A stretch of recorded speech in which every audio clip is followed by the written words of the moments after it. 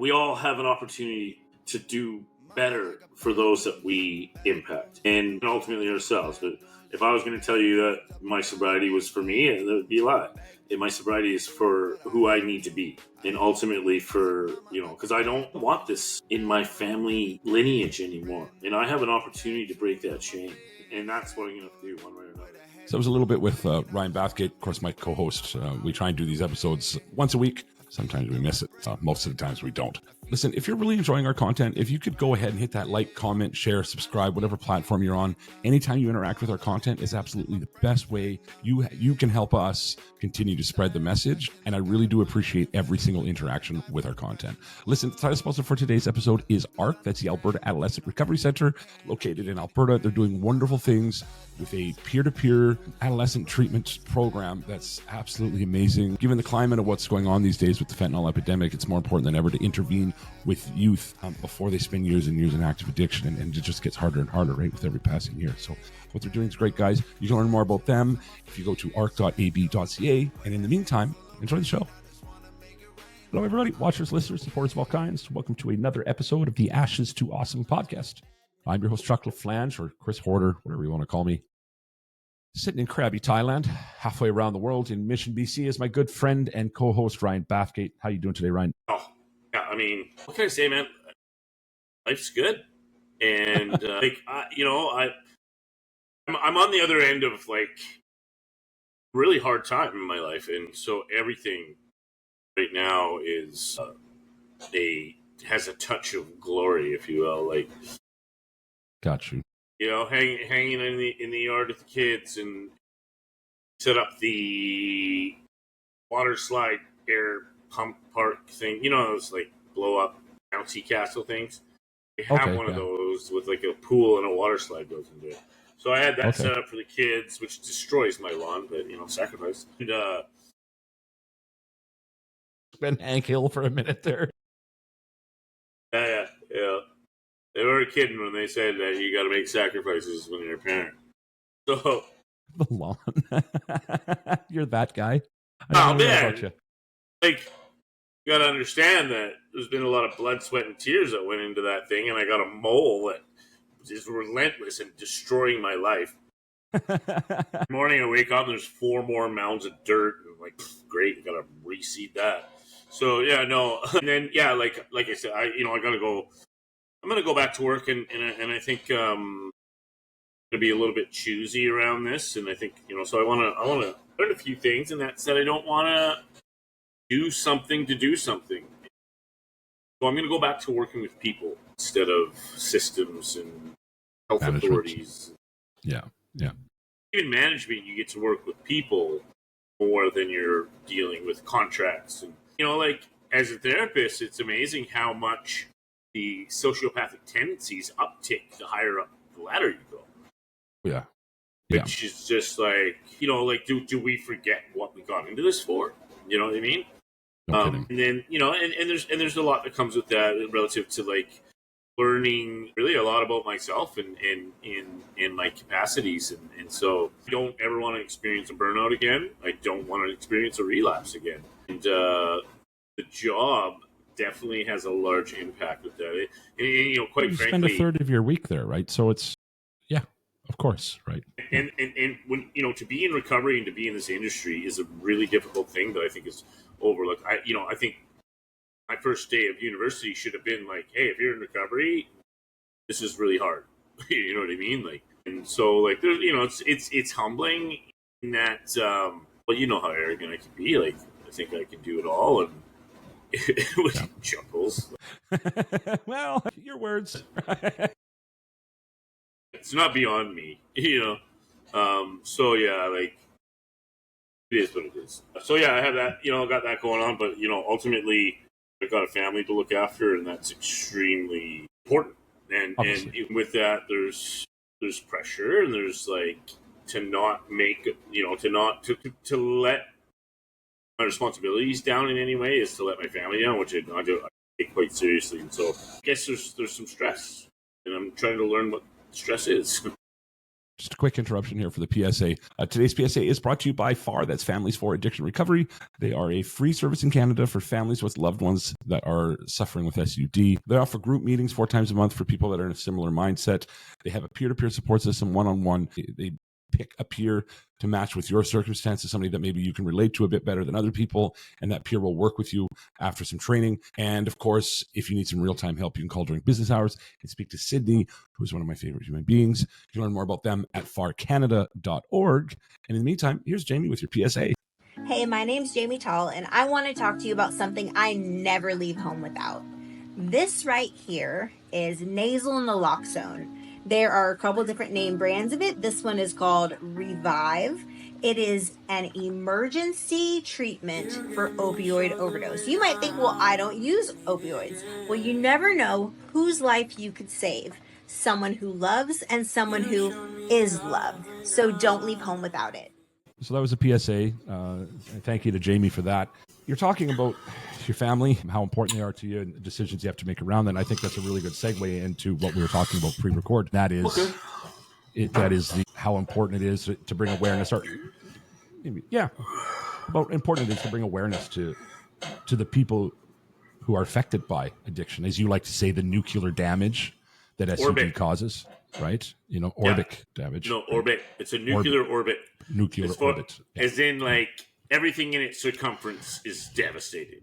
Absolutely it is. Right. Absolutely. Yeah. And so we think about the depth of that and the butterfly effect of that. I mean, it goes the same way with the recovery process if, depending on what that level of support is. Like in these days, most cases, most people are, we're in a different world now where there is some acceptability to the term substance use disorder, like where it's not a moral weakness anymore like it was when I started.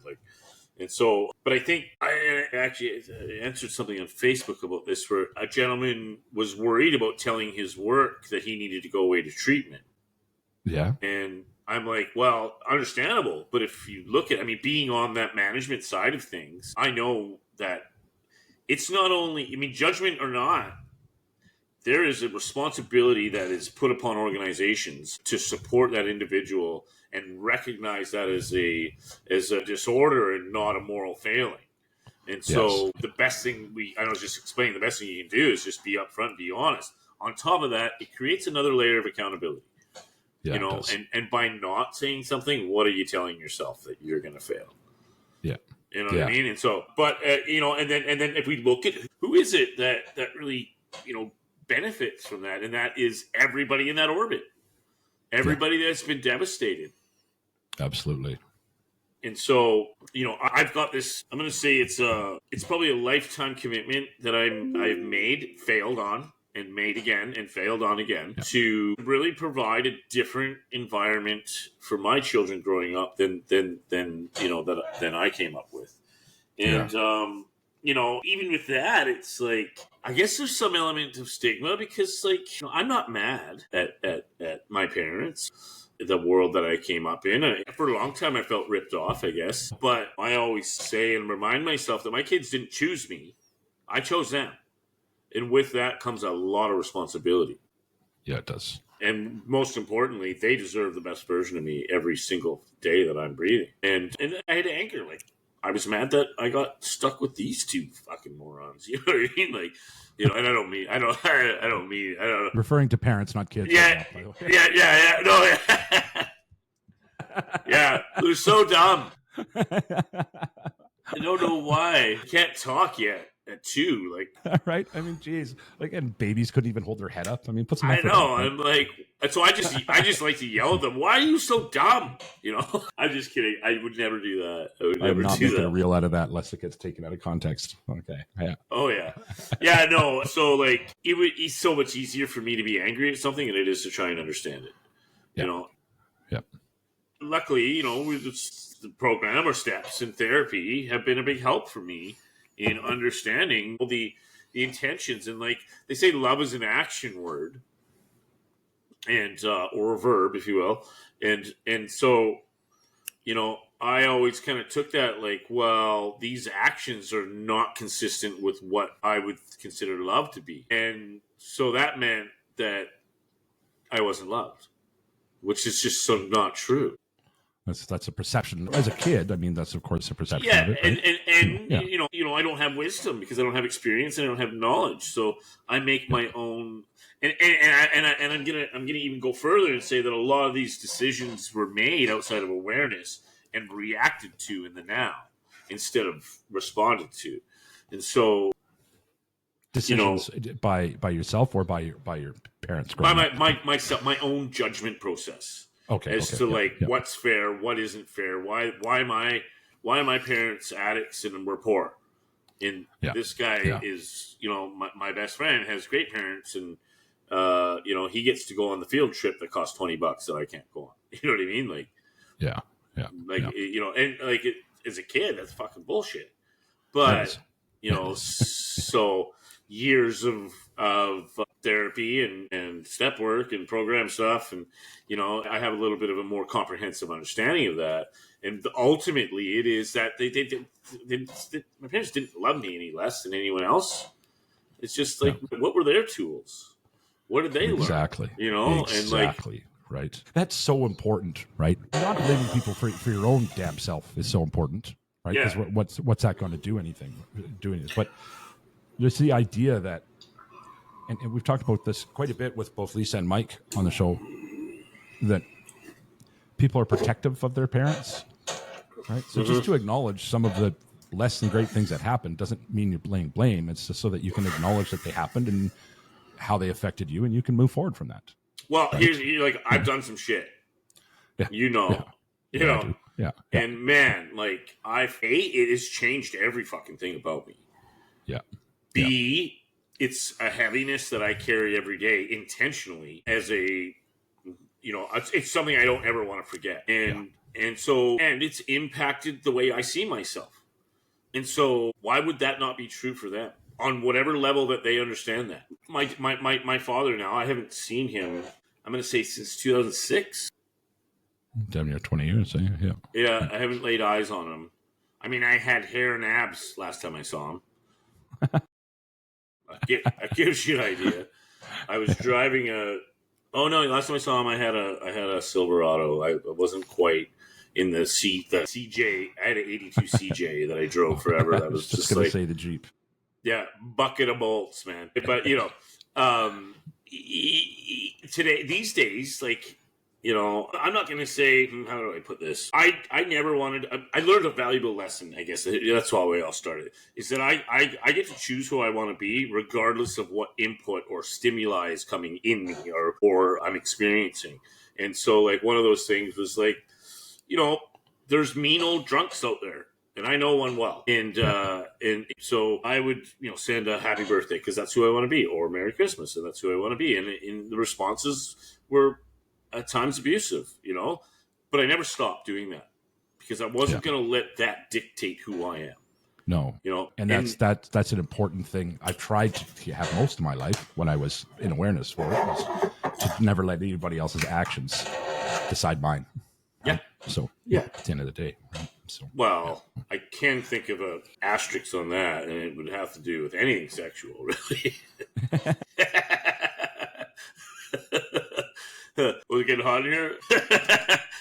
But no, and now I get these messages that are the exact opposite. So there's been a shift there. I don't know what that looks like on the other end for my parents. I know that my mom did a step 9 with me when I was 15 or something. Really? And I was, blow it out your ass, fuck you.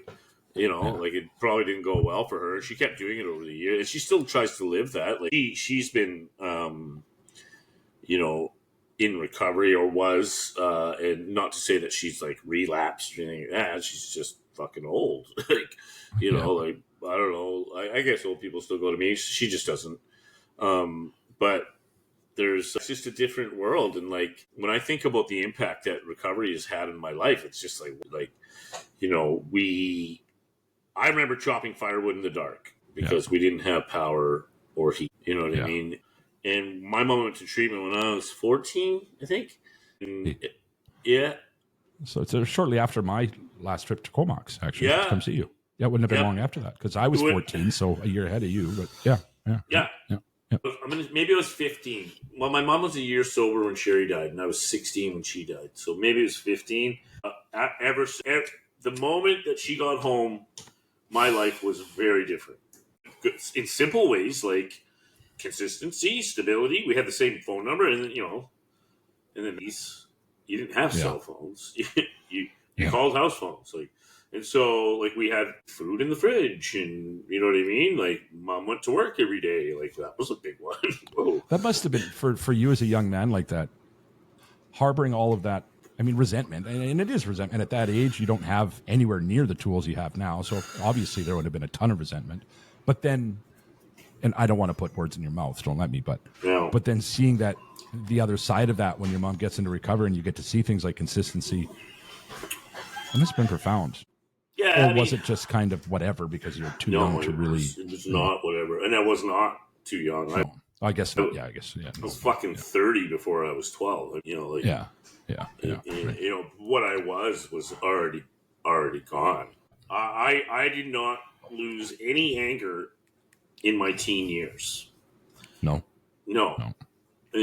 And everything, I was still that really safety seeker mentality where everything was prove it again, do it again. Okay, I'll think about it. You know what I mean? Like, fuck you, fuck this. Nobody can tell me anything. Where do you think that comes from? You know what I mean? Your words. Yeah, well, I know who I am. So that's interesting. That makes me think, Ryan, about your mom being in recovery. And we all know, hey, especially in the early days, you're just waiting, looking for a resentment somewhere, the addict brain is, right? So if your mom is up against that kind of show me attitude, like, do you remember how that was for her, how she handled that, how she processed that? Dude, like once my sister died, she wore that, and still does. Let's be honest. Like, if my parents weren't addicts, I don't think my sister does. To be honest with you, and I'm not trying to point a finger. I'm stating a fact that if we were drugs and alcohol lifestyle that came along with all the shit that comes with it, violence and chaos and drama and all that shit, and that was, this is why I struggle with stress now, because I grew up in it. It's so fucking normal to me that I don't register stress in my mind, but my body sure does.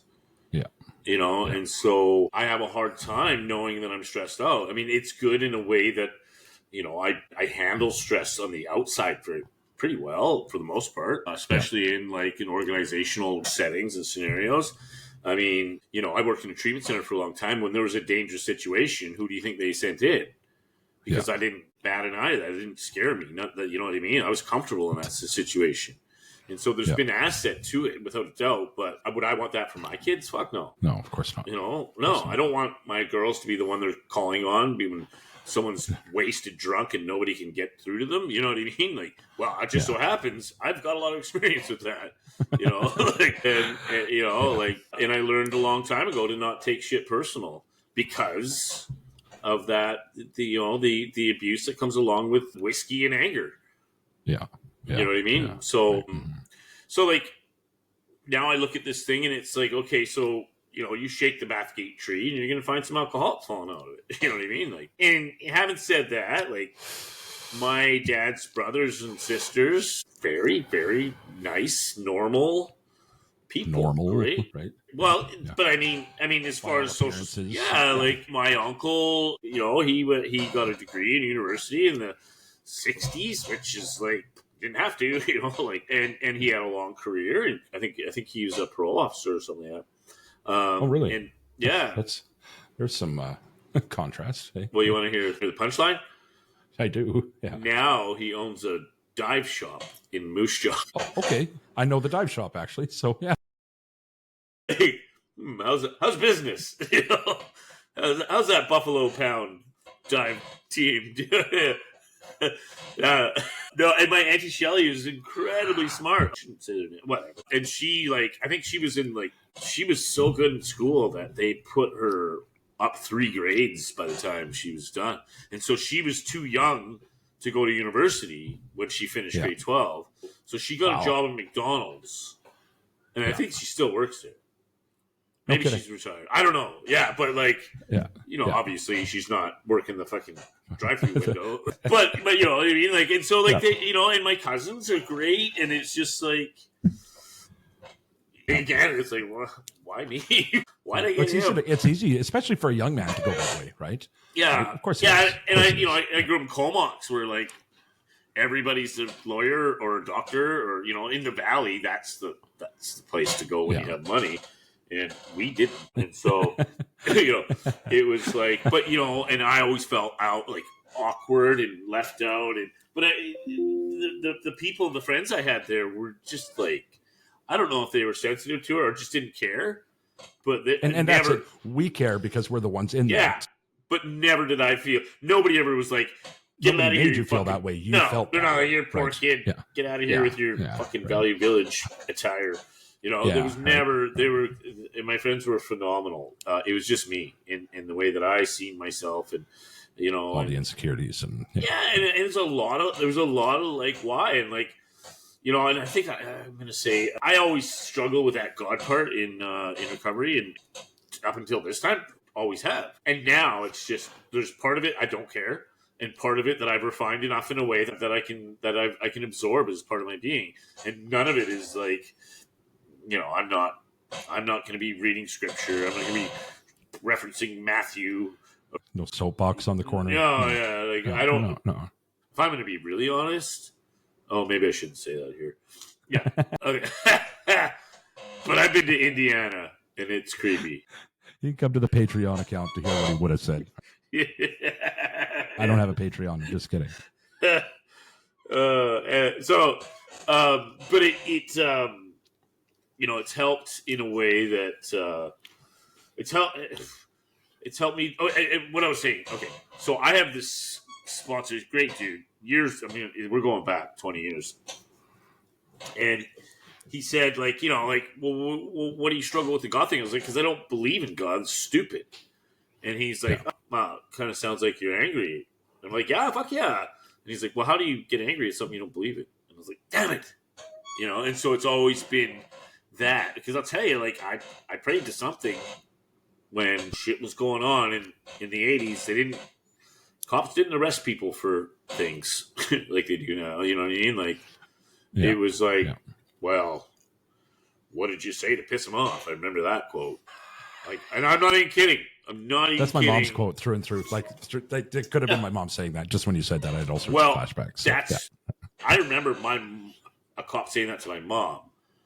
Well, she's black and blue, and there's fucking blood everywhere. You know what I mean? Like, and so yeah, like, I'm definitely afraid of putting my girls through anything like that. And I don't mean just I don't mean physical abuse. I mean the whole fucking lifestyle, the chaos, and like, you know what it's like to be hungover, right?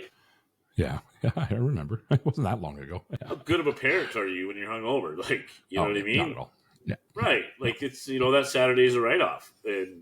And that Saturday is the day that they look for all week to go and play in the park and play in the yard and, just have dad around. And, where is he? He's under that blanket on the couch telling everyone to shut up, turn the lights off. No, that's it's not what I want to do. So when we think about the impact, like, my life has been impacted by addiction from day one, from the moment I came into this earth. Doctors slapped me on the ass, and I was affected by addiction. No kidding, right? So when I talk about my experience in addiction, it's a lifetime. Whether I identify as an addict or not, it's irrelevant. I do identify as substance use disorder now, and I prefer that term for myself. I think it's like I have an anxiety disorder. It's not who I am. It's part of me. Exactly. And my substance use disorder is not who I am. It has nothing to do with my morals, my values. The only thing is that those are the things that become corrosive and flammable when I'm in addiction. Yeah. You know what I mean? And they are the things that's like the biggest thing that especially this last time, like, in me telling myself that I've got it and figured it out and I'm the one in a million and all that shit. Like, what I didn't see was like, whoa, that robbed me of integrity, of honesty, of family first, of all the values that I really live my life by, and I want to identify to the world as, and myself for that matter. And so like how can I possibly teach my children this stuff when I am not living in alignment? No kidding. And they watch it all, they see it all. And That I work with, and especially when it comes to the impact of addiction, substance use disorder, and the family unit. For example, I hear like kids yelling at their parents the exact same things that their other parents yell at them in front of them. Like calling names, or you never let me talk, or why don't you just go fuck that guy? It's like, you know what I mean? Like, and that's a real thing that I heard, is someone's kid said that to their mother because their father said that to them. Wow. Yeah. And that's not even that wasn't even a family that had substance use disorder. We got to think, like, every time I pick up a drink with substance use disorder, my kids are impacted in a really awful negative way. And think about this. How about the shame I have about being the throes of substance use disorder while watching and vowing and promising that I would never become that, and like, how am I supposed to hold my head high when I have let myself down to the core of a belief that I had from the suffering I endured at a time that I didn't bring it on. But at this age, I am responsible. I think it's really important, It's interesting that you say that, Ryan. When I first heard about everything that had happened and, talked to you and all that, my immediate thought was, oh my God, that's how he grew up, right? Like, it was instantly, and the empathetic side of me was like, dude, that's going to hit him hard, right? And I can only imagine now as we sit here, even now, right? I can see it's bringing on a bit of a response from you, right? But it's fair enough, right? Like that must have been something to really wrestle with when that happened. But throw a pair of Velcro shoes on in a fucking cell when I'm thinking about that. Well, that's where that shit really hit me, was, but the outcome of that was a commitment to never put my fucking family behind anything. Yeah. And so that's why, like, with conviction, that's the negotiation process for me, when it's like, I'd sure like to have a drink right now, or I bet you that cocaine smells good. So it's 6 months in, and congratulations on your 6 months, by the way. Thank you. If I'm allowed to say that, am I allowed to say that? I think I'm allowed to say that. Yeah. Well, you can, with my permission. Well, thank you. Easier ask forgiveness or permission than beg, or easier ask forgiveness than beg permission, right? Yeah, I know. Yeah, sometimes. And I'll ask about that because whatever, the situation is what it is. At the 6 month mark, with the amount of meetings you go to, the amount of therapy you've attended, the amount of work you do on yourself consistently, day after day after day after day, do you still have those negotiations with yourself at all? No. At this point, no. I wouldn't think so. But I mean, the negotiations, the bargaining table is always open for business. Yeah. You know what I mean? Like. Yeah, it's in the parking lot doing push-ups. If I could reach through a camera and punch you in the face. I mean, it's always, dude. But this too shall pass. Listen, let go, let God. Easy does it. Easy does it. What else? Keep coming back. I just think about every church basement I've been to in the last 20 years. No, like. I'm going to go on a limb and say just about every addict has had that moment where they're like cruising downtown and it's 29 degrees and that fucking ice cold Heineken with a little bead of sweat dripping down the side of the glass kind of catches your eye, but that's a negotiation. You know what I mean? I suppose it is. Yeah, I never thought of it that way, but it is. And so even if it's only a fraction of a second, it's still it is. Yeah. Right? And so it's like, I was camping a couple weekends ago. Best time I've had camping in years. And, my friends, not all my friends are in recovery, and some drink and they don't have issues. Like, shocking. Yeah. and the irony is that, like, they drink way better when I'm not drinking, which clearly it was their fault, but, I don't know how I'm going to spin that.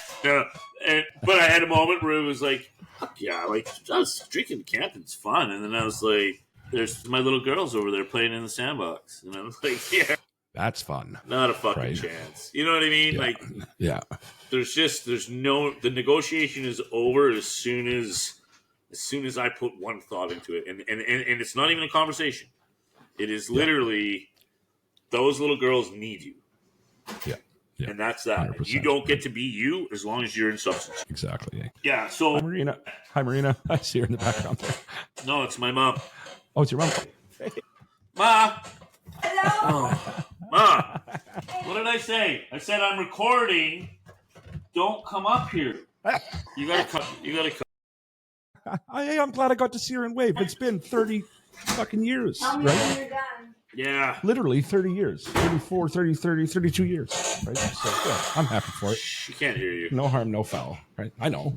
But as soon as I waved, she put her laundry down and waved back. She'd have been in and out in no time. That's I was fault. like, what's Marina doing home right now? It's been 34 years since I've seen her, so I'll take it as a win. Right? Really? 32 years, 33 years, something like that. Yeah. Wow, I literally said, hey, I'm recording. Like, so come on. Hey, love. I never know what she's doing back there. Fuck's sakes. Anyway. Yeah, so, yeah. So, yeah, you know, it can kind of, like, I've had moments over the years of, like, I don't know, elevations, I guess, of consciousness. Yeah. In that, like, so I'm sitting in class. I got a leaky eye. It's been doing that all day yesterday. Anyway, I know, I was sitting there with a client. I'm like, anyway, I'm sitting in class, and like, you say the word family to me, and I'm like, you know, or Haktua. Ooh. Like every fantasy football league has that team name now. Anyway, so, and I'm like, man, like, I don't want to learn about this. And we started learning about open family systems. We learned about closed family systems, which are secretive and it's usually patriarchal and abusive and blah, blah, blah. But I started learning about open systems, and it's like open system is everybody's valued. Every opinion is heard, maybe not acted on. Everyone gets to say not their way. And, blah. And I was like, oh my God, like I have that now. Like my mom, her stepdad, Al, who I can't say enough good things about. He, God rest his soul. He, you know, we had this really cool like recovery family. I think he died with 30 something years of sobriety. Such a good dude. I mean, obviously, I have a liking to him. I named my daughter Mackenzie, which was his last name. So he was a big part of my life. He bought me a Gibson Les Paul for graduating counseling school, which is one of my favorite things in the world. The other thing is he drove a PT Cruiser, and like, yeah, but like part-time cruiser. he literally only drove to buy cigarettes in like 20 years. That's all he did. And honestly, you did not want him to go out in public with you. I was, you know, can I tell something? This is not me being racist. This is me showing about how I had to deal with this guy. We're sitting in Boston Pizza, and there's a waitress that comes up of Asian descent. And we do our order. She walks away, and you can see him get this look in his face like, I've got the best idea. He stands up, yells across the whole restaurant, and he says, how long is a Chinaman? It's not a question. Ha! And I'm just mortified. Oh my He gosh. thinks he's the funniest guy in the world. Because how long, I guess, is it's like it's a name. Yeah. And I'm like, dude, never going out anywhere with you ever again. Like that is ridiculous. What are you talking about? This is hilarious. I'm like, okay. Back to your cruiser. And so when he was on his deathbed, I'd lost my license from my last relapse for a period of 5 years. That didn't go well in court. And then I could get it back, but I owed $7,500 in fines. And I also owed $7,500 in student loan fees, ironically the same number, that I had to pay if I wanted to go to school. So it was either drive or go to school. So I went to school. Yep. And so before he died, he put a year insurance on it, gave me the keys and said, you got a year to figure this shit out. Oh, wow. Yeah, and so I'm not going to be a supporter of driving without a license ever. But I did that. It's a different time. It was a different time. And I treated it like I had a kilo in my car every time I got in. Yeah. Tail lights, check. Seat belt, not over the speed limit. Check the rear view. Check the rear view. Check the rear view. Yeah. Yeah. I mean, I can spot a cop from like 10 miles away. Undercover, taking a nap. I'll tell you something kind of off topic. Well, not really off topic now, but off topic from where we were. In Regina, they have the RCMP depot, right? Which is where they do all the training. Yeah, I know. Yeah, my uncle went through it. Right. So there is a whole ton of unmarked SUVs in that entire half of the city all the time. Yeah. Right? So when you first move there, if you're doing something nefarious, it is like your head is, talk about your head being on a swivel. Yeah, it's crazy. It's almost too much for your, like, it's sensory overload.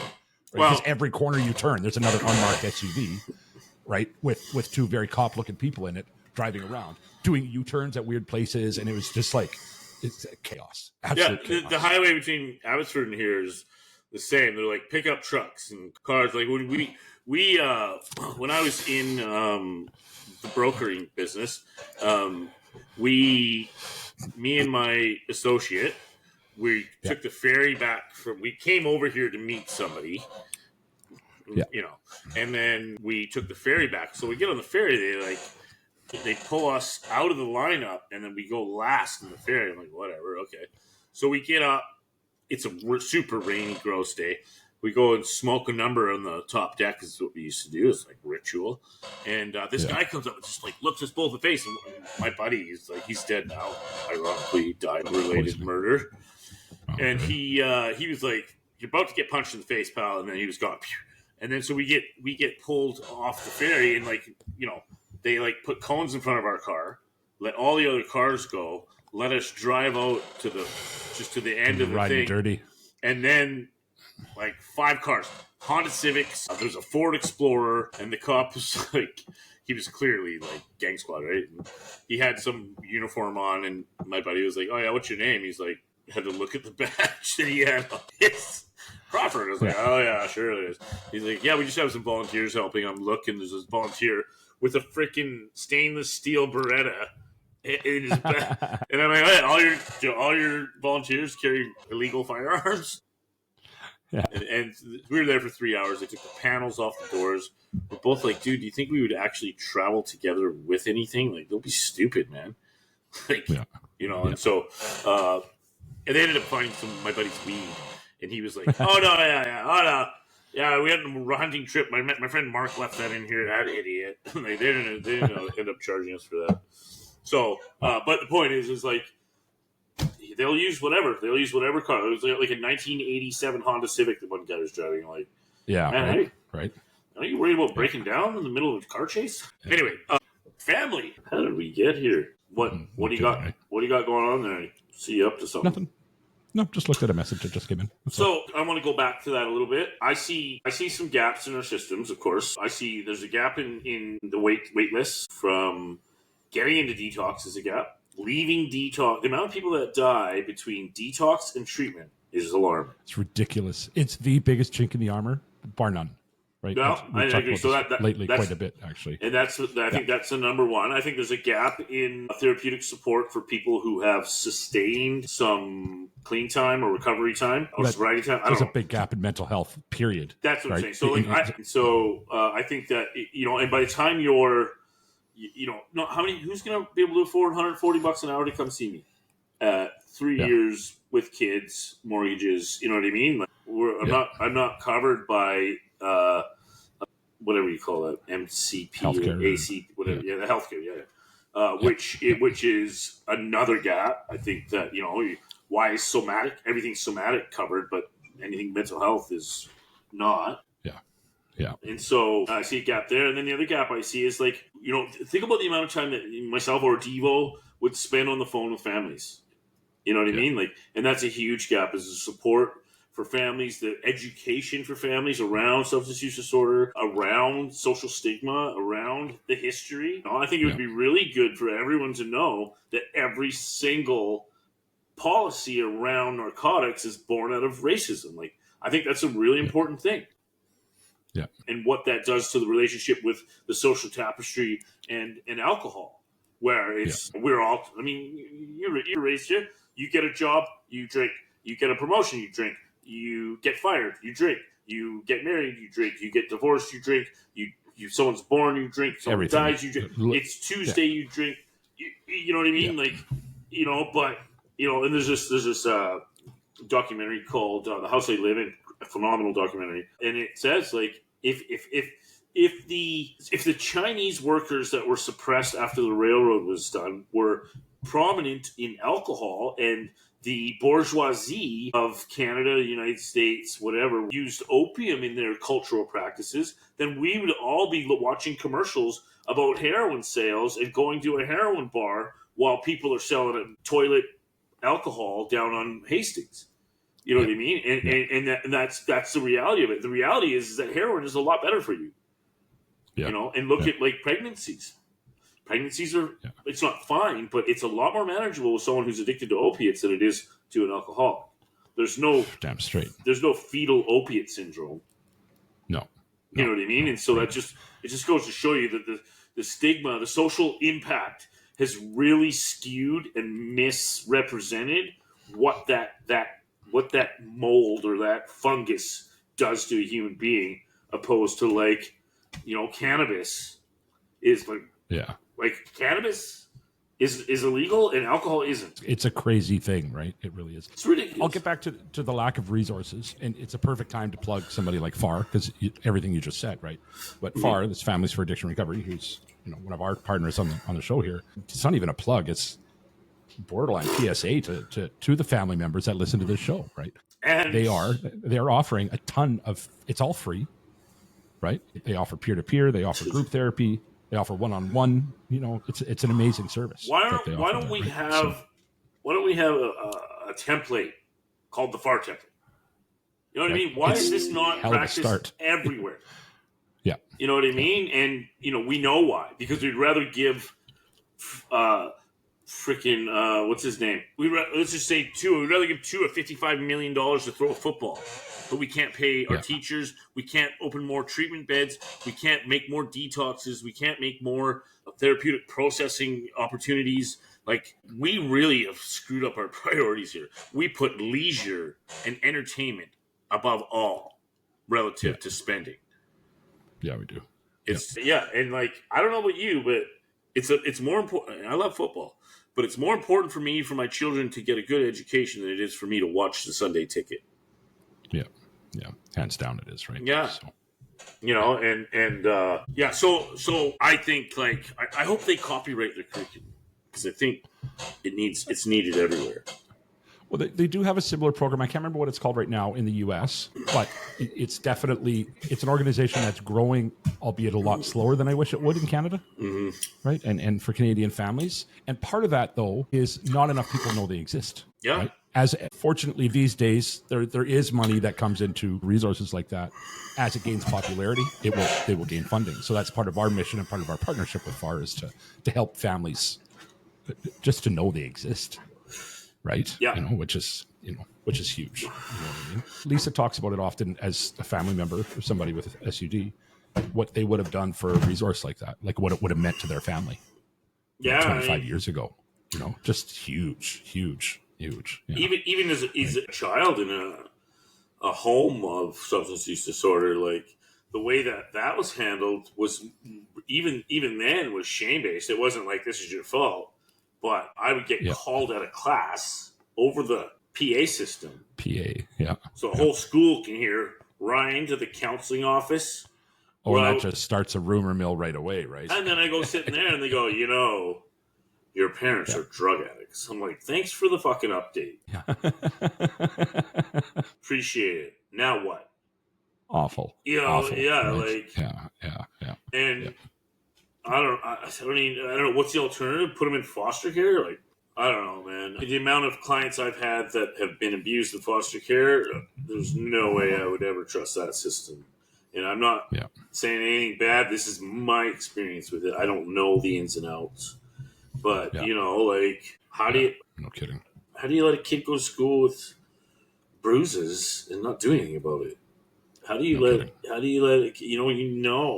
mean, I don't think there was a person in my orbit that didn't know that everything I had said was probably a lie to cover up an embarrassment, that we were poor and in addiction. Like, it was like the side tilt, like, how's your mom?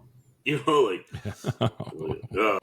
and I would have some story. Oh, she's taking a course, or I think I'd say she's. And to shift that now, granted, it was later in your life, especially if you're looking at how old you were, like from a psychological perspective, right? Later in your life that it all happened. But she found your stepdad. Yeah. She found recovery. Yeah. Right. Yeah. And so that nuclear orbit all of a sudden extends out to, like, how much healthier is that for the entire family when that happens? I mean, it goes from being the sun being an ecosystem. You know what I mean? Like, almost as fast as I like that metaphor. That metaphor gets a thumbs up from Chris. It's like a Phillips, dude. It's not like a Phillips. Not at all. But no, but it is true. It's just like it went from fucking Mordor to like an elfish village. Everything just started to be. But there was still the residuals, and like, I was a product of trauma. I was a product of lies. I was a product of deceit, and all those things are not. They're all consistent with the characteristics of substance use disorder, not personalized to an individual, like that, and because I call them mom or I call them dad, they all of a sudden they carry these different pressures and these different responsibilities, and like, and that's something I had to like look at in my later years, was like, how much power do those three letters have, and what kind of expectations am I putting on these human beings because they bear those names? And so I kind of looked at it like, if they didn't have that title, I would treat them differently. Yeah, I would have much more compassion. I would have much more understanding. And so I had to figure that out. Nobody ever came along and said, hey, these are human beings in substance use disorder. Here's the characteristics of substance use disorder. Can you identify? Yeah.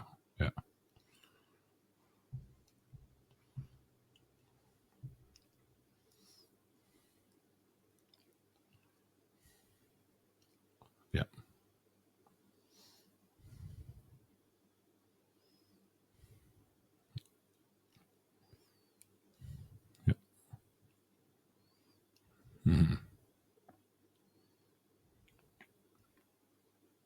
To fall into my own substance use disorder, because I knew I didn't trust anybody. I didn't have access to connection. Connection to me was pain, and vulnerability was pain. And so how, like, fucking, not to negate responsibility, but I didn't have a goddamn chance. No. You know what I mean? Right. And the fact that I'm here talking to you about it is a fucking miracle within itself. And so, if you're in substance use disorder, you got kids, listen to this, because they're being impacted. Your kids are being impacted in a very negative way, and it's not a moral failing. It is substance use disorder, and you do have options. There are options to get help, to make a change. And ultimately, like, my mom made that change because I was leaving. I didn't know where I was going, but I had enough. At 14 years old, I was like, I don't know. I said, maybe I'll go live with my father, and like that would have been the wake up. Well, yeah. And so she went to treatment, and my life is better. You know what I mean? No kidding. I'm not going to say. I don't know if that's like a coincidence or an influence. I've never asked. It's kind of irrelevant, like why? What's it? Apple cart? Something? I don't know. Something like that. Yeah. There's an apple cart. Right. Anyway. Yeah. So listen, right? Okay. Go ahead. Well, I mean, yeah, I see. Okay. We all have an opportunity to do better for those that we impact, and yeah, we do, and ultimately ourselves. But if I was going to tell you that my sobriety was for me, that would be a lie. And my sobriety is for who I need to be, and ultimately for because I don't want this in my family lineage anymore, and I have an opportunity to break that chain, and that's what I'm going to fucking do one way or another, and that's what I'm going to do. And so what I want, what I feel, doesn't matter. The only thing that matters is what I do. And Yeah. that's one foot in front of the other. Every time it's an investment into my kids' future. Every meeting I go to, every step I do, every page of that big book I read, every time I go and see my therapist, every time I wake up in the morning and try to be the best version of myself, all of those things are an investment in my children's future. Yeah, they are. Yeah. That's right. We could do this. Yeah, I like the fired up Ryan, though. I do. Mostly. What? Daily gratitudes are brought to you by the Yatra Trauma Center here in Krabi, Thailand, where I reside. Those of you who are new to the platform, I came to Yatra Center, or I came to Thailand to start my healing journey at the Yatra Center almost a year ago now, to experience their residential treatment program, and it absolutely changed my life. I highly recommend it. If you're looking at private pay options, you might just be surprised at the cost relative to other parts of the world. And you can learn more about them and see a bunch of episodes that Mike Miller, the head clinician, has started if you get to a2apodcast.com/trauma. And what are you grateful for today, Ryan? My home as an organism, not as a structure. Is in comprehensive nature. I'm grateful for understanding. I'm grateful for second chances. I'm grateful for those that went to judgment and really removed themselves from my life through characteristics that I do not find attractive and don't want to surround myself with. And I don't mean that in a deficit way at all. I'm grateful that my world is smaller because of things that I don't want to attach to, and the freedom I have to make those choices about who I surround myself in the life that I want to live. And on the other side of that, I'm grateful for the people, some of which were a shock to me, that showed up and that have been there. And like text this morning from a guy that's texted me every other day for 6 months that I didn't talk to much before, and people of a pure heart are just a fucking gift, man. And I love that I'm in a place that I can appreciate that now. Yeah, and then of course my beautiful family, my Cammie and Mackie and Marina and my mom. Even if she interrupts a little bit. Fuck's sake. I'm gonna try and Braille next time, or maybe I'll learn Cantonese just for that reason. I don't know, but something's not working. Stop it. I'm going to cut this part out. Okay. Fuck, it's your mom. Okay. Yeah. Myself, I am grateful for, it's something I don't know if I've ever used for my gratitudes. It's my little brother, Levi, who he's consistently, since I've come to Thailand, and it's coming up on a year now, has messaged me at least a couple times a week. Like all the time. Sometimes it's just to share a reel or a meme, but let's be honest, these days, that's kind of communication between a lot of people, right? So contact is connection. Yeah, right. And I appreciate him immensely for that. He's a hell of a little brother, right? In some ways, over the last couple of years, he's been a big brother. So I love the guy. So I'm thankful for him. I remember when he was born. Right? No, don't be. Yeah. I'm also grateful to every single person who continues to support us, watching, listening, talking about whatever. Hit those buttons down at the bottom, like, comment, share, subscribe, whatever platform you're on. Every time you do these things, it keeps me living my best life. My best life is to continue making a humble living, spreading the message, and the message is this. If you're in active addiction right now, today could be that day. Today could be the day that you start a lifelong journey. Reach out to a friend, reach out to a family member, call into detox, go to a meeting, pray, go to church. I don't care. Do whatever it is you got to do to get that journey started. And if you have a loved one who's suffering an addiction right now, you've just taken the time to listen to this conversation. You could just take 1 more minute out of your day and text that person. Let them know they're loved. Use the words. You are loved. That little glimmer of hope just might be the thing that brings them back.